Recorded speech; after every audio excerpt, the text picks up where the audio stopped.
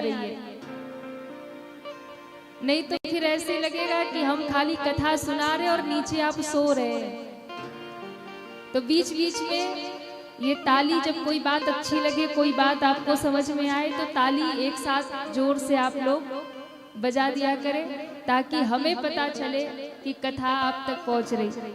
और दूसरी बात, बीच बीच में जब आप ताली बजाते रहेंगे, बीच बीच में जब आप कोई भी भजन आए, कोई भी चौपाई आए, तो ताली बजा के गाइए। ऐसे गाते रहेंगे तो दूसरा फायदा ये होगा कि आपको नींद नहीं आएगा, तो आप कथा सुनोगे। नहीं तो कथा में सबसे बड़ी समस्या यही है कि महाराज नींद बहुत अच्छी आती है, पता चला कथा सुनने बैठे तब तक नींद आने लगी। तो इसलिए बीच बीच में ताली बजाएंगे तो निद्रा देवी भी दूर रहेंगी, क्योंकि बाबा कहते हैं कि राम कथा क्या है। गोस्वामी जी कहते हैं, महादेव जी मैया पार्वती को कह रहे हैं, राम कथा सुंदर करतारी, राम कथा सुंदर करतारी, राम कथा सुंदर करतारी, राम कथा सुंदर करतारी, राम कथा सुंदर करतारी, राम कथा सुंदर करतारी, राम कथा सुंदर करतारी, राम कथा सुंदर करतारी, संशय विहग उड़ावन हारी, संशय विहग उड़ावन हारी, संशय विहग उड़ावन हारी, उड़ावन हारी, उड़ावन हारी। बाबा कहते हैं, राम कथा सुंदर करतारी,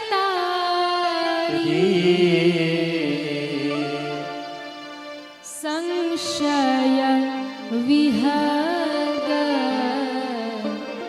उड़ावन हारी।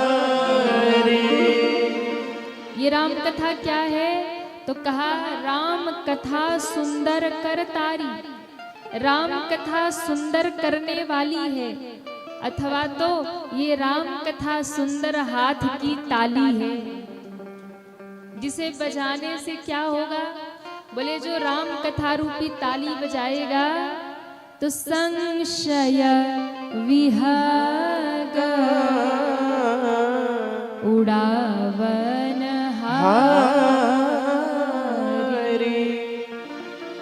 जीवन में जो भी संशय रूपी पक्षी है वो उड़ जाएगा। अच्छा बताइए, वैसे तो हम आ रहे थे तो हमें तो सब पहाड़ी पहाड़ दिख रहा था। खेती होती है इधर की नहीं होती है?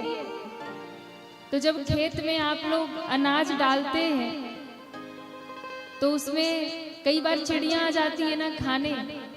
तो जब खेत में अनाज डाली और चिड़ियां खाने आ जाए और पक्षी को भगाना हो तो आप लोग क्या करते हैं? वाह, बड़े जानकार है झाबरा वाले। ताली बजाते हैं, और जब ताली बजाते हैं तो पक्षी क्या होता है? बीच बीच में बोलते रहा करिए। आप लोग कुछ न कुछ बोलते रहेंगे तो हमें भी लगेगा समझ में आ रही है बात। पक्षी उड़ जाते हैं। जैसे खेत में अगर पक्षी आ जाए, चिड़िया आ जाए और भगाना हो तो ताली बजाना पड़ता है तो पक्षी उड़ जाते हैं, वैसे ही आपके जीवन में संशय रूपी पक्षी यदि आ गया है और उसे भगाना है तो एक ही उपाय है। बाबा कहते हैं राम कथा में बैठ करके ताली बजाइए तो जीवन में भी बैठा हुआ संशय रूपी पक्षी उड़ जाता है। जैसे खेत में बैठा पक्षी ताली बजाने से उड़ता है, वैसे ही राम कथा में बैठकर ताली बजाने से संशय रूपी पक्षी जीवन से उड़ जाता है। तो इसलिए राम कथा में ताली का बड़ा महत्व है। तो मैं आपको निवेदन कर रही थी, ये हम सभी का सौभाग्य है जो कि मंगलमयी कथा हम सभी को प्राप्त हो रही है। क्योंकि भैया भगवान की कथा सत्संग इस दुनिया में दुर्लभ है। बहुत ध्यान से सुनिएगा, इस दुनिया में कुछ भी दुर्लभ नहीं है। आज विज्ञान का युग है, विज्ञान का जमाना है, बहुत सब कुछ सुलभ है। धरती पे रहने वाला व्यक्ति चांद पे पहुंच गया, बहुत नई नई खोज हो रही है। आज मंगल पे खोज हो रहा कि मंगल पे जीवन है कि नहीं है। इतना विज्ञान आगे हो गया कि चंद्रमा पे, मंगल पे लोग खोज कर रहे हैं। धरती की बात नहीं रही, अब तो आसमान में भी कब्जा हो रहा। पर ध्यान रखना, एक और बात कहें, आज के समय में खोज हो रही है कि मंगल पर जीवन है कि नहीं है। लेकिन मैं कहूं मंगल पर जीवन है या नहीं है, ये तो बाद की बात है। ये बाद में पता चलेगा, वैज्ञानिक खोज करेंगे तब। जीवन पे, मंगल पे जीवन हो ना हो उससे मतलब नहीं है, पर हमारे और आपके जीवन में मंगल होना चाहिए। मंगल पर जीवन हो ना हो, पर जीवन में मंगल होना चाहिए। अब कहिए कि जीवन में मंगल कैसे होगा? तो जीवन में मंगल तभी होगा कि जब जीवन में भगवान की कृपा होगी, जीवन में जब राम कथा होगी, जीवन में जब सत्संग होगा, भक्ति होगी, और जीवन में जब प्रभु की शरणागति होगी तो जीवन में भी मंगल हो जाएगा। हमारा जीवन मंगलमय हो जाएगा। तो भैया मंगल पर जीवन है कि नहीं खबर नहीं, पर हाँ जीवन में मंगल होना चाहिए। और जीवन में मंगल तभी होगा जब जीवन में सत्संग होगा, कथा होगा, जब जीवन में भक्ति होगी और भगवान की कृपा होगी। तो कुछ भी आज के समय में दुर्लभ नहीं है, दुर्लभ नहीं है। गोस्वामी जी कहते हैं एक चीज है जो दुनिया में दुर्लभ है। क्या है? तो कहा कि सब कुछ संसार में सुलभ है, लेकिन एकमात्र सत्संग और प्रभु की कथा दुर्लभ है। ये बात हम नहीं कह रहे, ये बात गोस्वामी जी कह रहे हैं। सुत दारा अरु लक्ष्मी पापी हूँ के घर हो।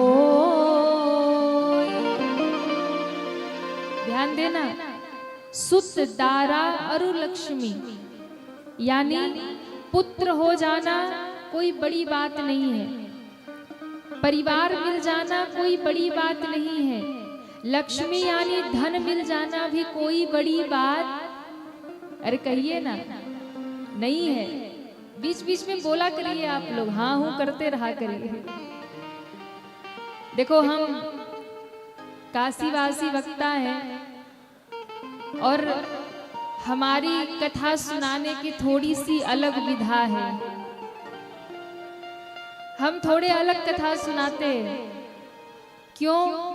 अकेले नहीं सुनाते, जितने लोग बैठे हैं ना सबसे बुलवाते हैं। पहली बात तो ये है कि बीच बीच में आपको भी कुछ ना कुछ बोलना है, और दूसरी बात ये है कि हम खुद गाते तो गाते ही है, जितने कथा में आते सबको गवाते हैं। क्योंकि कथा सुनने का जितना फल है, सुनाने का जितना फल है, उतना गाने का भी फल है। तो हम गाते हैं तो आप भी गाइए। क्यों? आप सुन रहे हैं, सुनने का फल मिल रहा है। पर जब आप हमारे साथ गाएंगे तो आपको सुनने के साथ साथ राम कथा को गाने का भी फल मिल जाएगा। कहहि सुनहि अनुमोदन करहि, ये राम कथा कहिए, सुनिए, गाइए, तभी इसका फल है। इसलिए बीच बीच में गाते रहिए, बीच बीच में बोलते रहिए। सुत दारा अरु लक्ष्मी पापीहू के घर हो। ये तो पापी से पापी को भी मिल जाता है, पुत्र मिल जाना, परिवार मिल जाना, धन मिल जाना कोई बड़ी बात नहीं है। लेकिन गोस्वामी जी कहते हैं सत्संगति अरु हरि कथा, तुलसी दुर्लभ दो। दुर्लभ क्या है? तो कहा सत्संग और भगवान की कथा। धन मिल जाना कोई बड़ी बात नहीं, पद मिल जाना कोई बड़ी बात नहीं, पुत्र मिल जाना, परिवार मिल जाना कोई बड़ी बात नहीं। ये तो पापी से पापी को भी मिल जाता है। लेकिन जिस दिन जीवन में सत्संग मिल जाए, जिस दिन कथा सुनने को मिल जाए, उस दिन समझ लेना कि आपसे बड़ा सौभाग्यशाली दुनिया में कोई और नहीं है। क्यों? झाबरा वाले सौभाग्यशाली है भैया, राम कथा मिल गई आपको 7 दिन सुनने को। और यदि कथा मिल गई, सत्संग मिल गया, तो गोस्वामी जी कहते सत्संगति अरु हरि कथा, तुलसी दुर्लभ दो। यही दोनों दुर्लभ है, सत्संग और प्रभु की कथा। तो आप लोग सौभाग्यशाली हैं कि आप सबको राम कथा सुनने को मिल रही है। और इन 7 दिनों में जिनके ऊपर भी राम जी की कृपा होगी, मेरे बाबा की कृपा होगी, इन 7 दिनों में वो अपना काम धंधा छोड़ करके, समय निकाल करके इस कथा में आकर के बैठ जाएगा। जिस पर प्रभु की कृपा होगी वही इस कथा को आकर के सुन जाएगा। ध्यान रखिएगा, आप लोग यदि पहले दिन आकर यहाँ पंडाल में बैठ गए ना, तो ये मत सोचिएगा कि आप खुद से यहाँ आ गए हैं। आप खुद से नहीं आए। आप कहेंगे महाराज हम तो खुद से ही आए हैं। ध्यान रखिएगा, अगर राम जी की कृपा ना हो, प्रभु की कृपा ना हो, तो आप कथा में आने के लिए तैयार भी बैठे होंगे तो कथा में नहीं आ सकते। कोई जरूरी काम आ जाएगा, राम जी कहीं ना कहीं फंसा देंगे आपको। कहीं से कोई इमरजेंसी फोन आ गया, भाई यहाँ आ जाओ, आप कहोगे चलो कथा में कल जाएंगे, आज वहां जाते। आप नहीं आ सकते यहाँ जब तक प्रभु की कृपा ना हो। तो यदि आप आकर यहाँ बैठ गए हैं तो स्वयं से नहीं आए हैं, मेरे राम जी ने आप पर कृपा की है, तब आज आकर के आप इस पंडाल में विराजमान हो गए हैं। ये मेरे प्रभु की कृपा है, बिना कृपा के यहाँ कोई आ ही नहीं सकता। इसलिए आप लोग यदि प्रथम दिवस आकर यहाँ विराजमान हैं तो समझिए आपके ऊपर प्रभु की कृपा है। और देखिएगा इन 7 दिनों में जिसके जिसके ऊपर भी प्रभु की कृपा बरसेगी, वो आकर इस कथा में बैठ जाएगा, कथा को सुन जाएगा। और एक बात कहें,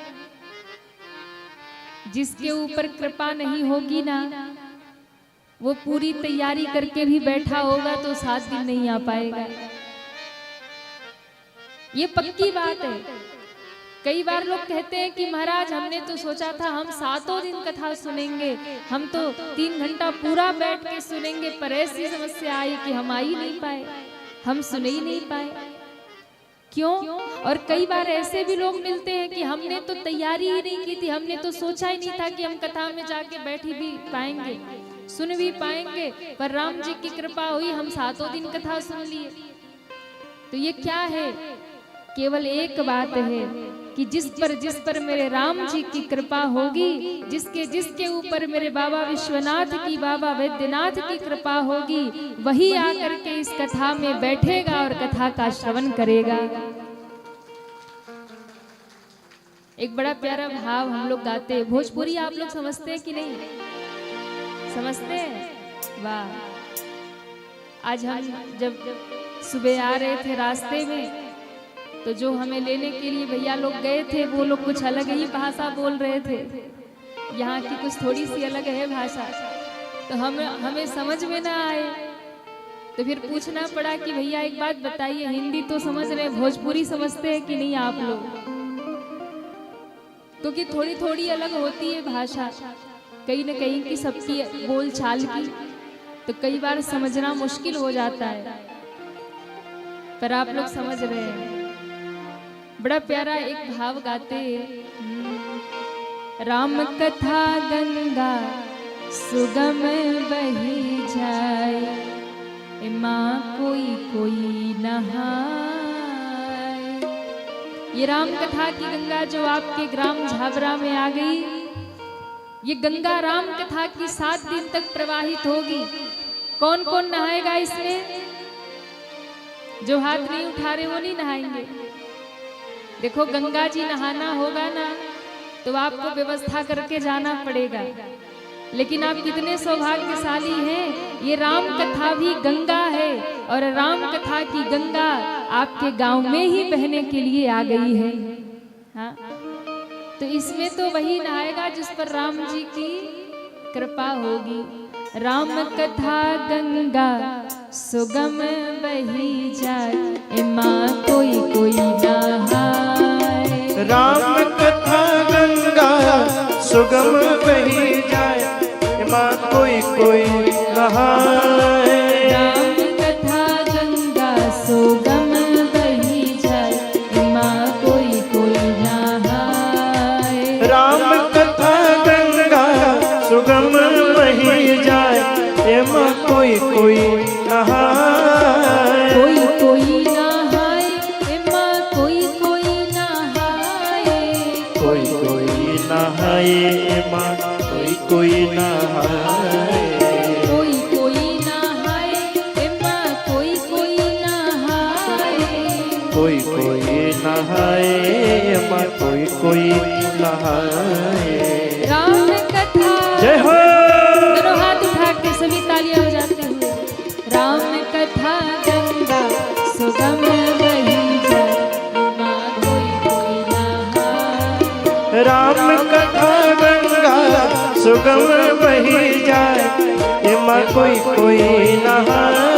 हरि बोल। श्री राधे।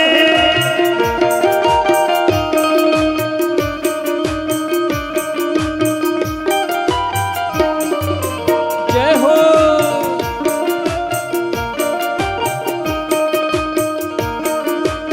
हरि बोल।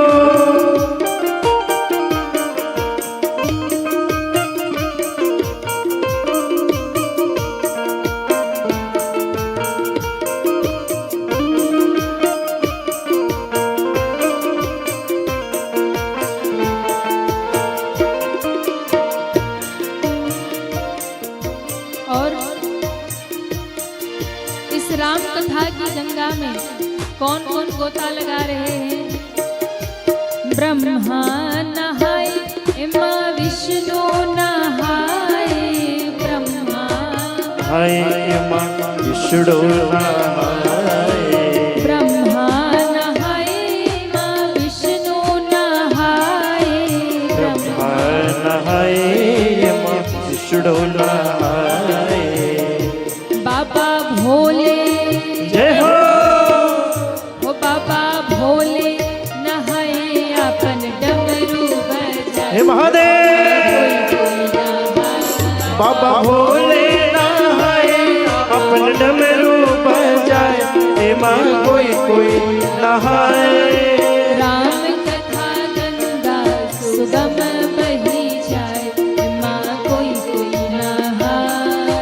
राम कथा गंगा सुगम बही जाए, ए माँ कोई कोई नहाए। दोनों हाथ उठा के ताली हम जाते हुए हरि बोल। जय हो।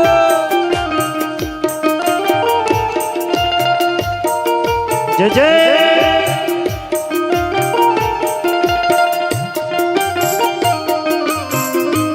हरि बोल।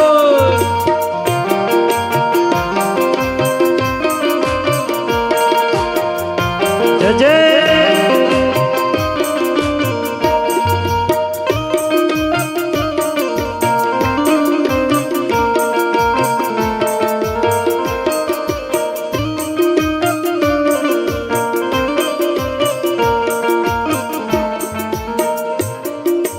और ध्रुव जी नहाए, प्रहलाद जी नहाए,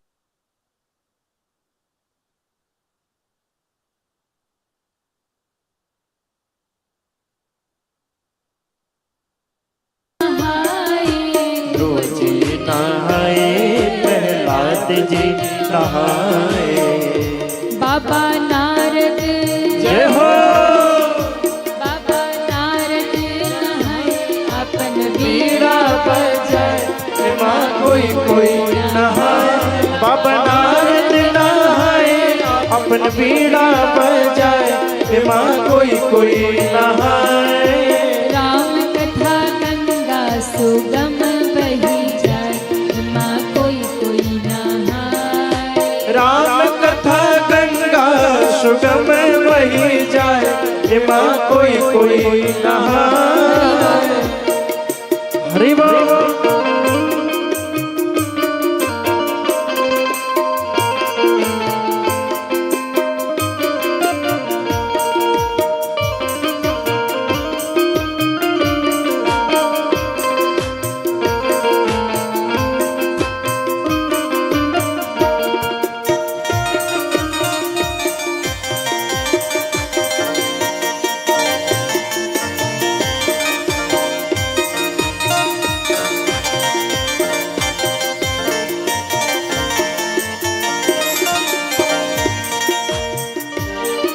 सूर जी नहाए, कबीर जी नहाए, सूर जी नहाए, कबीर जी नहाए। सूर जी नहाए, कबीर जी नहाए, सूर जी नहाए, कबीर जी नहाए।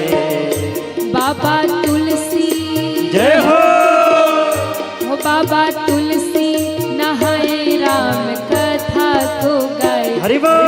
कोई कोई नहाए। बाबा तुलसी नहाए, राम कथा को गाए, ए माँ कोई कोई दोनों हाथ उठा के नहाए। सभी तालियां बजाते हुए राम कथा गंगा सुगम बही जाए, ए माँ कोई कोई नहाए। राम कथा गंगा सुगम बही जाए, ए माँ कोई कोई नहाए। राम कथा गंगा सुगम बही जाए, ए माँ कोई कोई नहाए। ए माँ कोई कोई नहाए, ए माँ कोई कोई नहाए, ए माँ कोई कोई नहाए।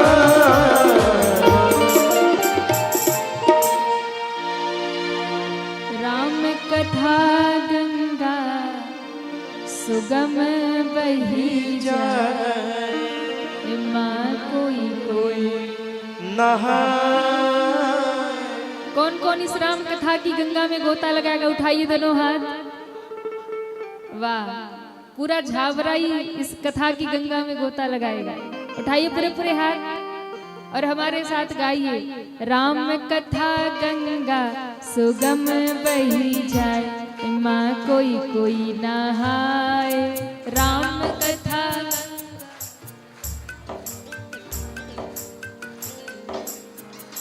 मैया लोग की आवाज नहीं आ रही है।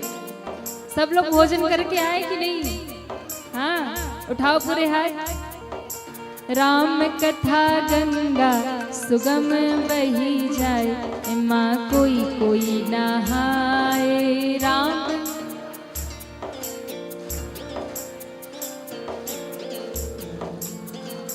माँ कोई कोई नहाए। कोई कोई नहाए माँ कोई कोई नहाए, कोई कोई। वाह, झाबरा वाले गाते बढ़िया है, जय हो। उठाओ पूरे पूरे हाथ सभी पीछे तक और एक साथ सब गाइए। ब्रह्मा नहाए माँ विष्णु नहाए, ब्रह्मा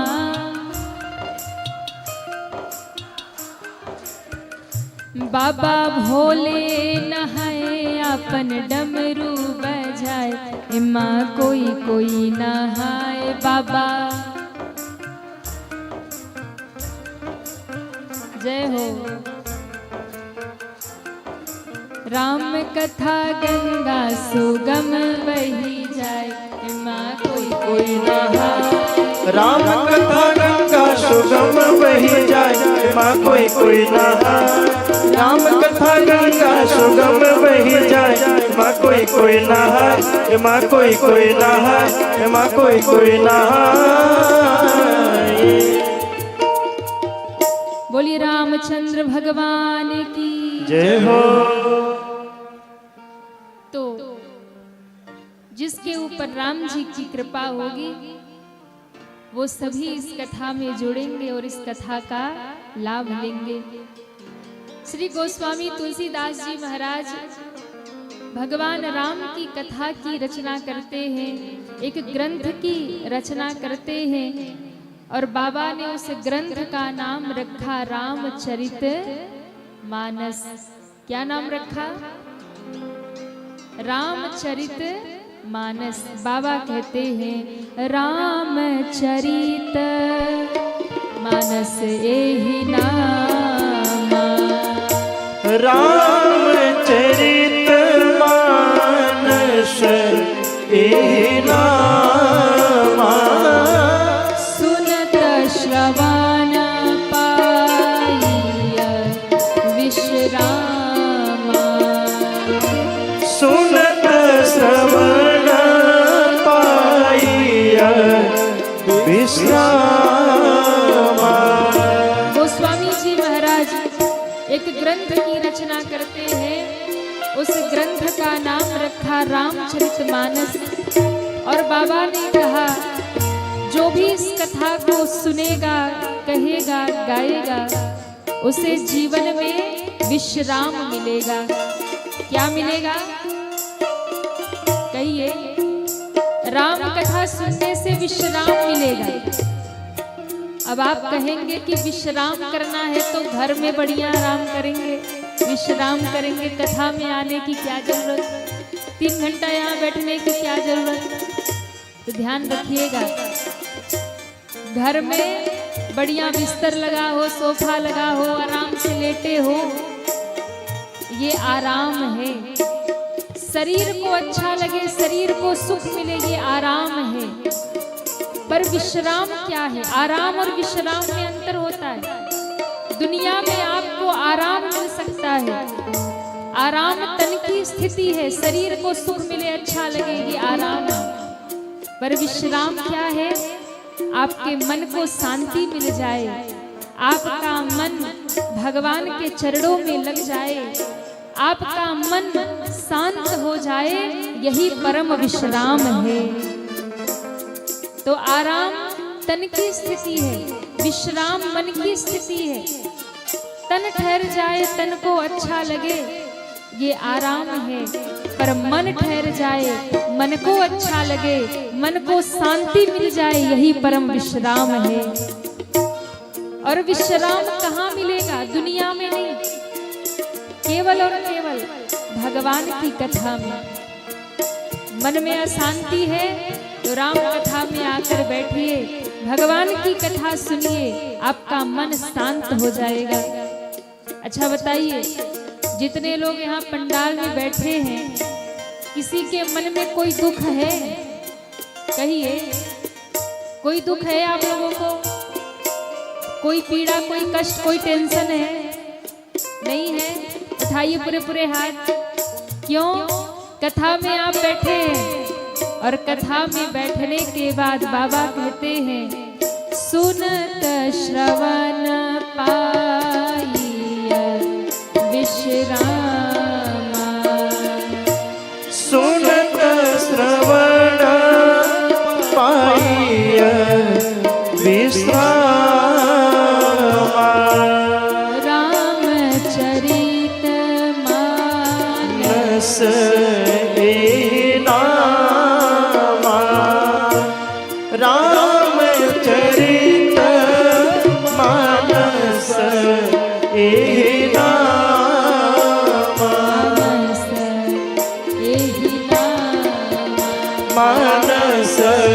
एहि नामा। मानस एहि नामा। मानस एहि नामा।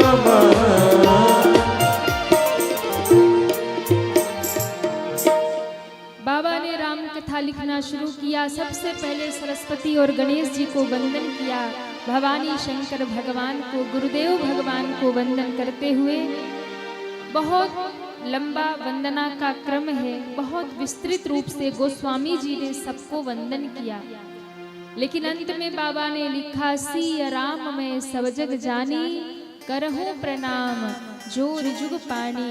सिय राम मैं जान करके समस्त चराचर जगत को गोस्वामी जी ने प्रणाम करके राम कथा प्रारंभ किया। प्रयागराज की धरती में जहाँ दो ऋषि बैठे हैं, श्री याज्ञवल्क्य जी महाराज भारद्वाज ऋषि प्रश्न करते हैं, मुझे राम कथा सुनाइए, राम कौन है। और तब याज्ञवल्क्य जी कहते हैं, महाराज राम के विषय में जानना है तो उनके विषय में तो कौन बता सकता है। जब माँ सती को संशय हो गया, सती मैया को संशय हुआ, ये कथा कहाँ से शुरू हुई, तो कहा भारद्वाज जी के प्रश्न से श्री याज्ञवल्क्य जी महाराज राम कथा के पूर्व शिव कथा सुनाते हैं और कहते हैं कि एक बार त्रेता युग में भगवान शंकर कथा सुनने गए। और शंकर भगवान जब कथा सुनने गए तो अकेले नहीं गए। बाबा कहते हैं, संग सती जग जननी भवानी, पूजे ऋषि अखिलेश्वर जानी। त्रेता युग में एक बार शंकर भगवान कथा सुनने गए। अच्छा आप देखिए, कथा बहुत प्यारी है। आप लोग भी कथा सुनने आए हैं ना। शंकर भगवान भी कथा सुनने गए। ध्यान रखिए, शंकर जी कथा सुनने क्यों गए? क्या शंकर जी को कथा सुनने की कोई जरूरत है? हाँ या ना कहिए, है? क्यों है? अरे वो तो देवादिदेव महादेव हैं। तीसरा नेत्र खुल जाए तो धरती पे प्रलय हो जाए, सृष्टि समाप्त हो जाए, उनको क्या जरूरत है राम कथा सुनने जाने की? बाबा को राम कथा सुनने की जरूरत नहीं है। लेकिन फिर भी शंकर भगवान कथा सुनने गए। कैसे गए? परिवार के सहित गए। संग सती, सती माता को लेकर कथा सुनने गए। क्यों गए? क्योंकि वो शिव हैं और शिव आज हम जीवों को ये शिक्षा देना चाह रहे हैं। हमको और आपको महादेव जी कहना चाह रहे हैं कि मैं यदि महादेव होकर कथा सुनने जा रहा, मैं यदि शिव होकर कथा सुनने जा रहा, तो दुनिया के जीव होकर तुम भी कभी कभी राम कथा में जाकर के बैठ लिया करो। तुम भी कभी कभी राम कथा सुन लिया करो, सत्संग किया करो, कथा सुना करो। महादेव से अधिक बड़ा कथा का प्रेमी, सत्संग प्रेमी कोई और नहीं है। महादेव जी सर्वकाल राम नाम के सुमिरन में, राम कथा में और सत्संग में डूबे रहते हैं। तो शिव हम जीवों को संदेश देने के लिए कथा सुनने जा रहे हैं कि मैं शिव होकर के अगर कथा सुन सकता हूँ तो तुम दुनिया के जीव होकर के कभी कभी राम के लिए समय निकाला करो, राम कथा सुना करो। बताओ, जब शंकर जी कथा सुन सकते हैं, जो देवों के भी देव हैं, महादेव हैं, तो हम और आप कथा क्यों ना सुने। एक बात और,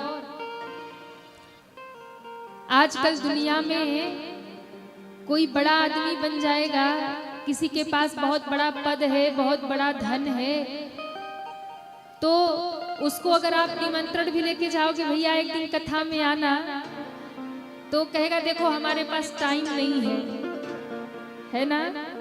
बहुत बड़ा आदमी हो गया, बहुत पैसा हो गया, बहुत बड़े पद पे बैठ गया, आप कहोगे कथा में आई, बोले टाइम नहीं हमारे पास। टाइम होगा तो भी सोचेगा कि हम इतने बड़े आदमी कथा में जाए, कथा में जाके बैठे। अच्छा, समिति के लोग ज्यादा ही हाथ जोड़ के निवेदन करे कि भैया एक दिन पधारना, हमारे गांव में झाबरा में कथा हो रही, एक दिन आइएगा, तो वो क्या कहेगा, देखो भाई हम आने को तो आएंगे, 10 मिनट का समय निकालेंगे, लेकिन हमारे लिए अलग से सोफा लगवा के रखना।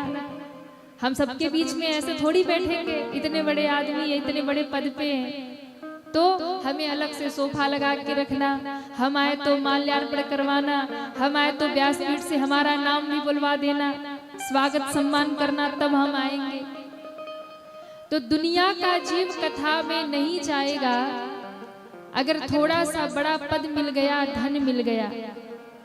पर मेरे भोले बाबा को देखिए, मेरे भोले बाबा राम कथा से कितना प्रेम करते हैं कि जो त्रैलोक के मालिक हैं, जो देवाधिदेव महादेव हैं, जो देवों के भी देव हैं, वो मेरे महादेव राम कथा के कितने प्रेमी हैं कि सती मैया को लेकर के भगवान उत्तर से दक्षिण की ओर कथा सुनने चले गए। ये बाबा का प्रेम है।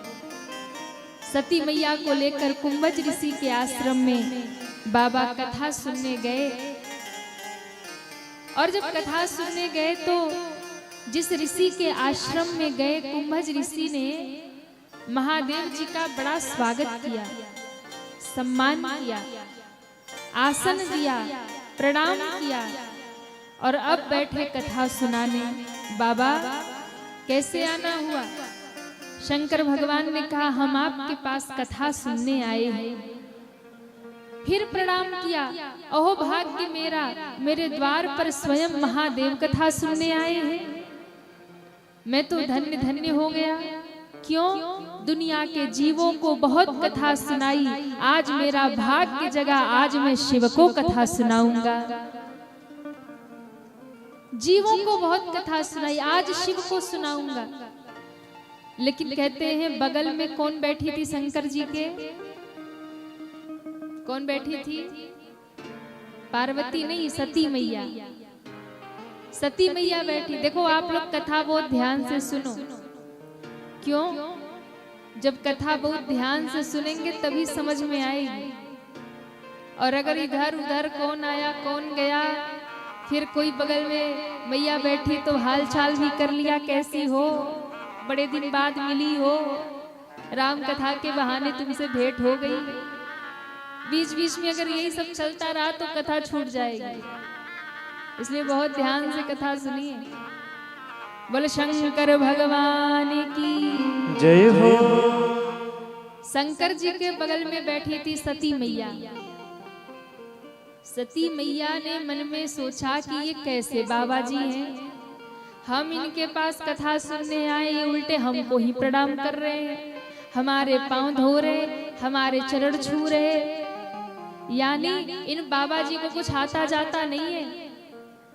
और मेरे बाबा महादेव को देख करके ये खुद ही इतने भय में हो गए कि इनको लगता है बाबा तो खुद राम कथा के रचयिता, इनको हम क्या कथा सुनाए। तो सती मैया के मन में थोड़ा संशय आ गया। आप कथा में आकर बैठे हैं और आपके मन में कथा में बैठ करके भी कोई न कोई संशय यदि चल रहा है या फिर आपके दिमाग में, आपकी बुद्धि में, आपके मन में दुनिया का कोई चिंतन चल रहा है, तो कथा में बैठने के बाद भी आप कथा नहीं सुन पाएंगे।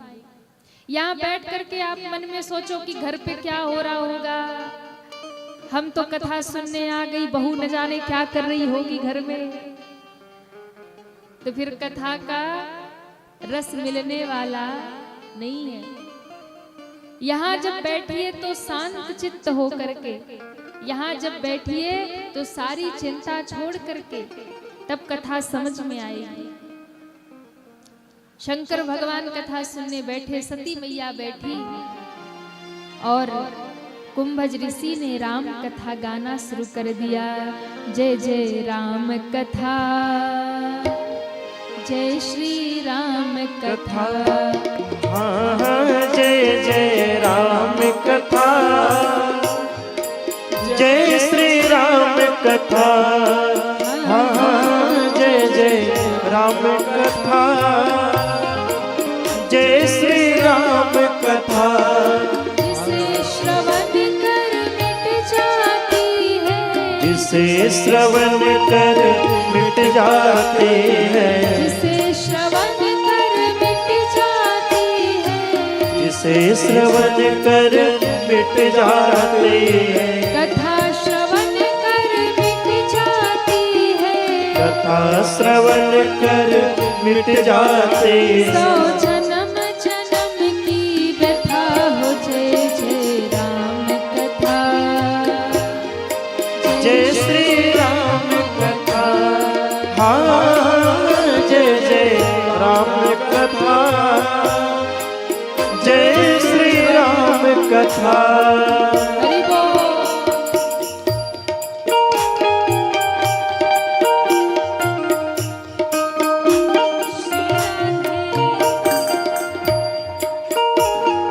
हरि बोल।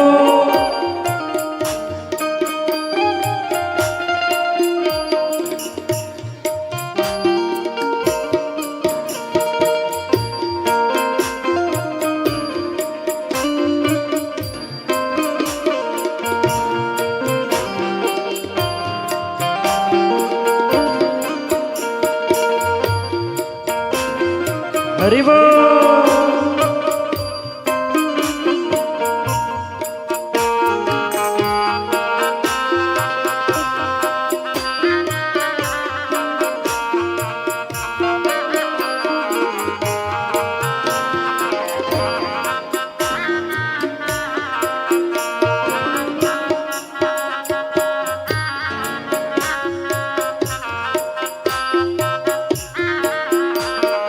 राम कथा मुनिवर जब खानी, सुनि महेश परम सुख मानी। राम कथा मुनिवर जब खानी, सुनि महेश परम सुख मानी।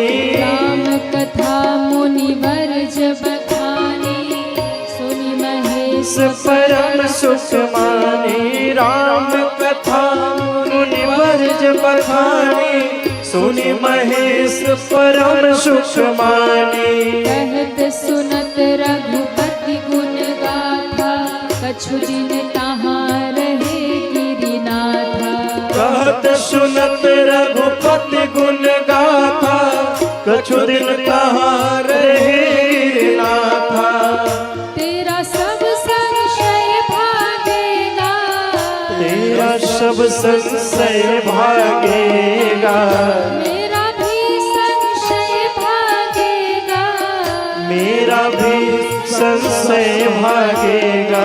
पार्वती कर जथा हो जय जय राम कथा, जय श्री राम कथा, जय जय राम कथा, जय श्री राम कथा।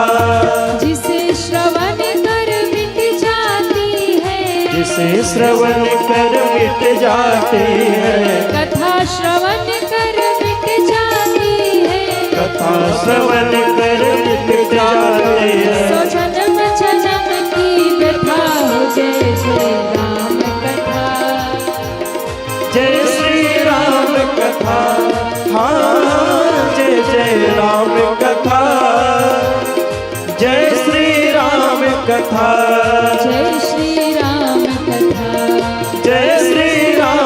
कथा, जय श्री राम कथा, जय श्री राम कथा, जय श्री राम कथा।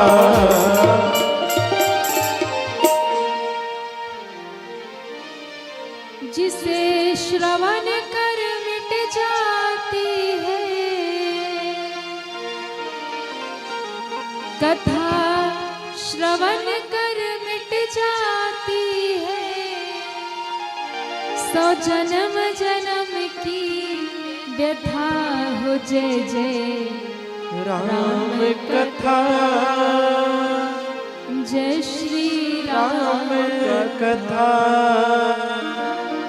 राम कथा गाने लगे कुंभज ऋषि और कहते हैं कथा सुन कौन रहा है? सुनी महेश परम सुख मायने। कथा सुना रहे कुंभज ऋषि और सुन रहे हैं शंकर भगवान। किसी ने कहा सती मैया, बोले सती मैया कथा नहीं सुन रही। ध्यान रखना, यहाँ जितने लोग कथा में बैठे हैं ना, ये मत सोचना कि सब कथा सुन रहे हैं। कई लोग घूमने आए हैं, कई लोग मेला देखने आए होंगे, कई लोग कथावाचक देखने आए होंगे। कौन देवी जी आई है, कहाँ से आई है, कैसी कथा सुनाती है। कोई व्यवस्था देखने आया होगा कि कैसी व्यवस्था झाबरा वालों ने की है। सब लोग कथा सुनने नहीं आए, पर इतनी भीड़ में भी कोई भगत भी होगा जो बड़े प्रेम से केवल कथा सुनने आया होगा। और कथा सुनने का फल लाभ उसी को मिलेगा, भगवत प्राप्ति उसी को होगी, भगवान का दर्शन उसी को होगा। तो शंकर भगवान और सती मैया दोनों कथा में बैठे, पर सुनी महेश परम सुख मानी। शंकर जी ने कथा सुनी और जो कथा सुनेगा उसी को आनंद और सुख मिलेगा, शांति उसी को मिलेगी। यहाँ बैठने के बाद भी अगर शांति से कथा नहीं सुनोगे तो फिर जीवन में दुख दूर होने वाला नहीं है। कथा सुन के दुख दूर होता है, लेकिन जब भाव से सुनोगे, श्रवण करोगे तब। तो शंकर भगवान ने कथा सुनी, बहुत दिन तक रहे, फिर एक दिन विदा मांगी और कहा अब हमें कैलाश वापस जाना है, तो अब हमें विदा करिए। शंकर भगवान जब जाने लगे तो कुंभज ऋषि ने शंकर भगवान को कहा बाबा रुको, क्या हो गया? बोले हमने कथा सुनाई। बोले हाँ। आपने कथा सुनी? बोले हाँ। तो फिर दक्षिणा कौन देगा? क्यों? बोले कथा सुनने के बाद जब तक कुछ न कुछ दक्षिणा नहीं दोगे तब तक तो कथा का फल मिलने वाला नहीं है। देखो शास्त्र कहता है ना कि कुछ स्थान पे कभी खाली हाथ नहीं जाना चाहिए। कौन कौन से स्थान पे? तो ध्यान रखिए, सबसे पहले मंदिर में कभी खाली हाथ नहीं जाना चाहिए। मंदिर में जब भी जाए तो कुछ न कुछ लेकर के ही भगवान के सामने जाए। भले ही आपके पास बहुत कुछ नहीं है, थोड़ा ही कुछ है, एक पुष्प ही भगवान के लिए लेकर जाओ, थोड़ा प्रसाद ही लेकर जाओ, 1 रुपए दक्षिणा ही लेकर जाओ, अगर ज्यादा नहीं है, जितना भगवान ने दिया। पर खाली हाथ कभी भी भगवान के सामने मत जाओ। अच्छा, कई भगत होते बड़े चालाक होते, वो कुछ नहीं लेके जाएंगे, भगवान के सामने जाके कहेंगे तेरा तुझको अर्पण क्या लागे मेरा। अब बताओ, भगवान का ही दिया है, भगवान के सामने लेके जाए? भगवान का ही तो है सब, उनकी तो पूरी दुनिया है, तो उनको हम क्या दे सकते, इसलिए कुछ नहीं ले जाते। ध्यान रखना, भले ही सब कुछ भगवान का है, पर भगवान देखते हैं कि हमने इसको इतना दिया है तो ये मेरे द्वार पर लेकर के क्या आ रहा है। जब आप कुछ लेकर जाओगे तभी आपको कुछ मिलेगा, एक बात। दूसरी बात, पिता की सारी संपत्ति है, पिता का कमाया पूरा धन है।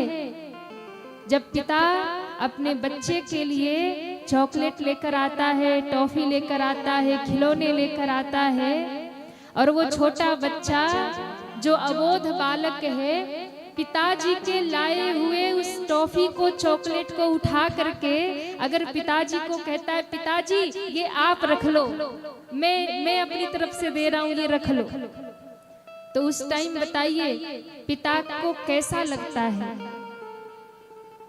भले ही वो अपने ही जेब से लेकर आए हैं, लेके आने वाले पिता ही है, पर जब बच्चा उसमें से निकाल करके अपने पिता को देता है ना कि पिताजी ये टॉफी आप रख लो मेरी ओर से, उस समय पिता का हृदय गदगद हो जाता है कि मैं भले ही ये सब कुछ मेरा, मैं इसके लिए लाया, लेकिन जब बच्चा पिता को देता है तो वो पिता अति प्रसन्न हो जाता है कि मेरे लिए मेरा पुत्र कुछ सोच रहा है, मेरा इतना सम्मान कर रहा, मुझे दे रहा है। उसी प्रकार से सब कुछ देने वाले भगवान हैं, लेकिन जब हम भगवान के सामने श्रद्धा भाव से कुछ भी लेकर के जाते हैं तो भगवान अति प्रसन्न हो जाते हैं कि मेरे दिए से ही मेरे द्वार लेकर आया है।